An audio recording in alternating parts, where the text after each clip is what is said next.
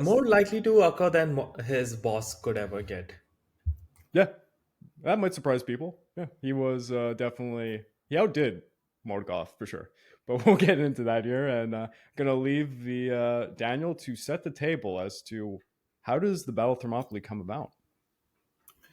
So when we last left off, Persians have been defeated at Marathon by the Athenians, and we're looking at 10 years after the Battle of Marathon.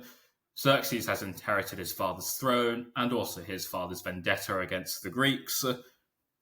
However, before he can invade Greece again, he does have to put down a revolt in Egypt. So he puts down this revolt in Egypt, and since he has all of these forces gathered to crush the revolt, he basically has enough, including his standing army, the Immortals, to conquer Greece anyway.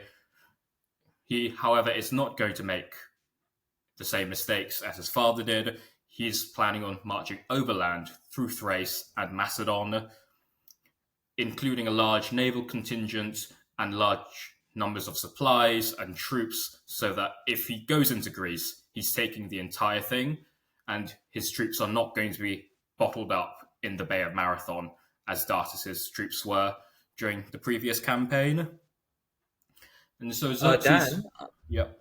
so the reason he decided to go right away was since the Egyptian expedition, which no doubt consumed a lot of his manpower and resources, the armies had already been mobilized by his satrapies, so it made sense for him to just already take those under arms, right? Instead of demobilizing them and then Yeah. remobilizing fresh recruits, which would have probably cost him at least a year.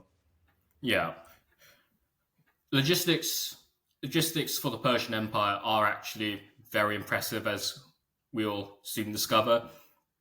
It also helps that he has about an army of 10,000 heavy infantry, known as the Immortals, which serve as both his personal army and also his imperial guard.